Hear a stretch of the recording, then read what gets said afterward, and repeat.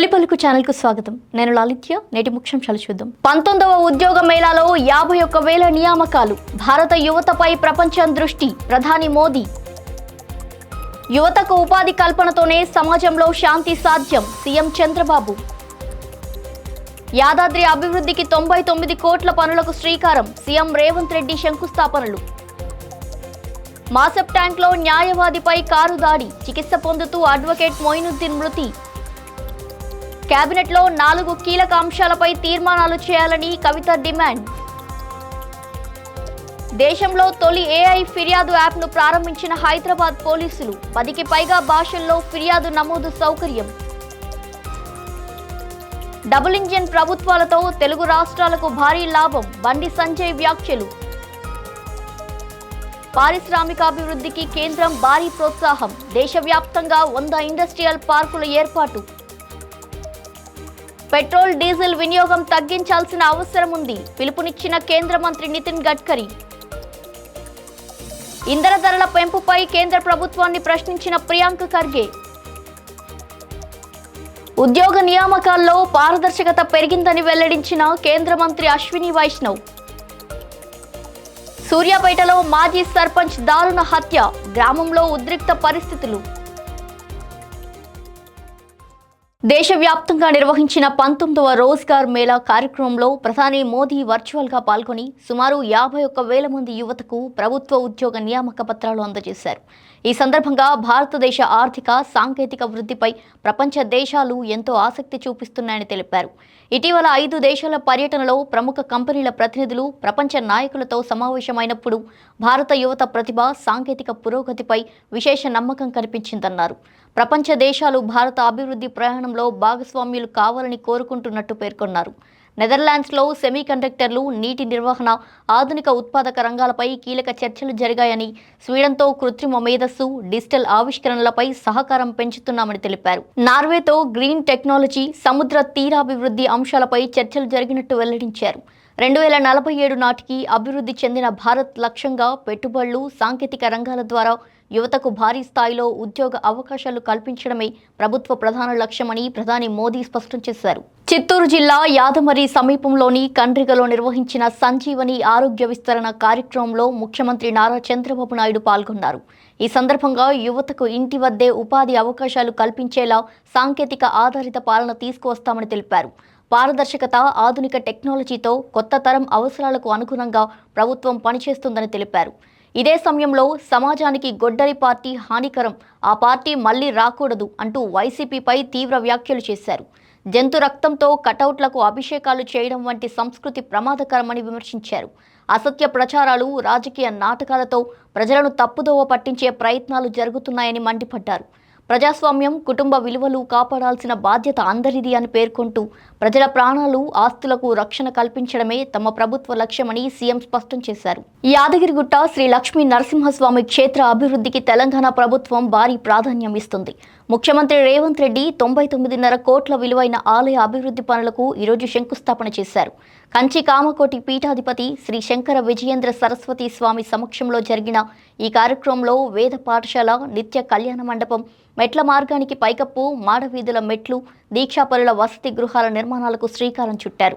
అనంతరం స్వామివారిని దర్శించుకున్నారు. ఇక ఇదే సమయంలో సాయంత్రం జరిగిన సచివాలయంలో కేబినెట్ కీలక భేటీలో రైతు డిస్కమ్ అమలు, సోలార్ విజిలెన్స్, సోలార్ స్టవ్ పథకం, ఎలక్ట్రిక్ వాహనాల వినియోగం, ఫీజు రియంబర్స్మెంట్, డీబీటీ విధానం, ఇందిరమ్మ ఇళ్ల 2వ విడత, ఫ్యూచర్ సిటీ భూముల కేటాయింపులు వంటి కీలక అంశాలపై ప్రభుత్వం నిర్ణయాలు తీసుకుంది. హైదరాబాద్ మాసప్ ట్యాంక్లో ప్రముఖ న్యాయవాది కాజా మొయినుద్దీన్ పై జరిగిన కారు దాడి సంచలనం సృష్టించింది. ఇంటి నుంచి కారులో బయలుదేరుతున్న సమయంలో వెనుక నుంచి వేగంగా వచ్చిన వాహనం ఆయనను ఢీకొట్టింది. తీవ్రంగా గాయపడిన మొయినుద్దీన్ చికిత్స పొందుతూ మృతి చెందారు. మొదట ప్రమాదంగా భావించిన పోలీసులు అనంతరం దీనిని హత్య కేసుగా నమోదు చేసి దర్యాప్తు కొనసాగిస్తున్నారు. ఘటనకు సంబంధించిన దృశ్యాలు సీసీ కెమెరాల్లో రికార్డయ్యాయి. ఇక ఇదిలా ఉండగా మా తండ్రిపై ఇది 6వసారి దాడి జరగడం అంటూ కుమారుడు ఫర్హాన్ ఆరోపించారు. వక్ఫ్ బోర్డు ఆస్తుల పరిరక్షణ కోసం తన తండ్రి ఎన్నో ఏళ్లుగా పోరాటం చేస్తున్నారని, ఆ భూముల ఆక్రమణపై కేసులు వేస్తూ వస్తున్నారని తెలిపారు.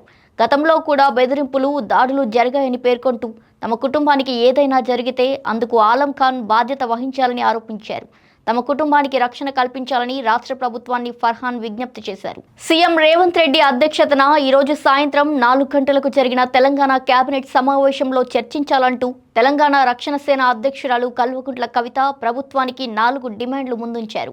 పోలవరం బనకచెర్ల లింక్ ప్రాజెక్టును వ్యతిరేకిస్తూ కేబినెట్లో తీర్మానం చేయాలన్నారు. సమ్మక్క సాగర్ నుంచే గోదావరి, కావేరీ నదుల అనుసంధానంపై కేంద్రానికి లేఖ రాయాలని తెలిపారు.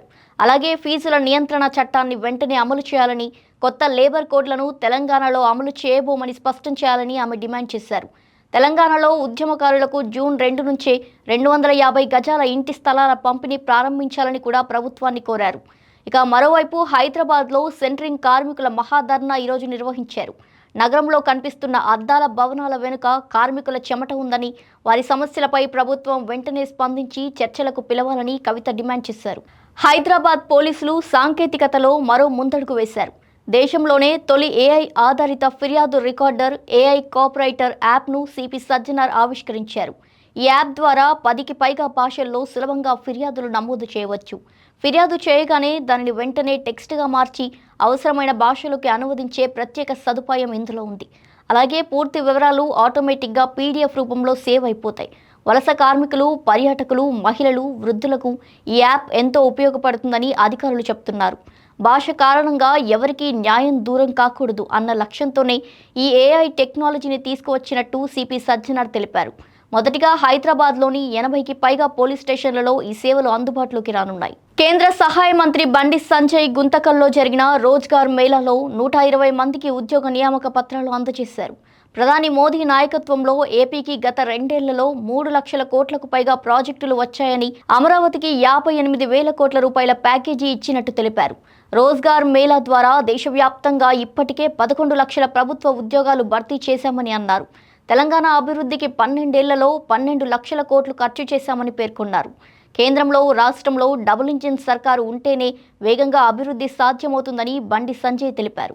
దేశంలో పెట్టుబడుల వాతావరణంపై ప్రపంచ పెట్టుబడిదారులు విశ్వాసం వ్యక్తం చేస్తున్నారని కేంద్ర మంత్రి పీయూష్ గోయల్ తెలిపారు. మార్చి 26తో ముగిసిన ఆర్థిక సంవత్సరానికి దేశంలో వచ్చిన ప్రత్యక్ష విదేశీ పెట్టుబడులు $95 బిలియన్ చేరాయని, ఇది గత ఏడాదితో పోలిస్తే 15% వృద్ధి చెందిందని వెల్లడించారు.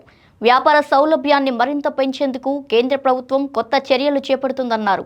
భవ్య పథకం కింద దేశవ్యాప్తంగా 100 పారిశ్రామిక పార్కులను ఏర్పాటు చేయనున్నట్టు తెలిపారు. భారత్ పారిశ్రామిక వికాస్ యోజన కింద 33,660 కోట్లతో రాష్ట్ర ప్రభుత్వాల భాగస్వామ్యంలో ఆధునిక సౌకర్యాలతో పరిశ్రమ పార్కులు నిర్మించనున్నట్టు వెల్లడించారు. పెట్టుబడులు, ఉపాధి అవకాశాలు పెంచడమే ఈ పథకం ప్రధాన లక్ష్యమని కేంద్ర మంత్రి స్పష్టం చేశారు. దేశంలో కాలుష్యానికి పెట్రోల్, డీజిల్ వంటి ఇంధనాలే ప్రధాన కారణమని కేంద్ర మంత్రి నితిన్ గడ్కరీ తెలిపారు. అందుకే విద్యుత్ వాహనాలతో పాటు ఇథనాల్, ప్రత్యామ్నాయ ఇంధనాల వినియోగాన్ని ప్రభుత్వం ప్రోత్సహిస్తుందని తెలిపారు. రైతులే ఇప్పుడు దేశానికి ఇంధన సరఫరాదారులుగా మారుతున్నారని పేర్కొన్నారు.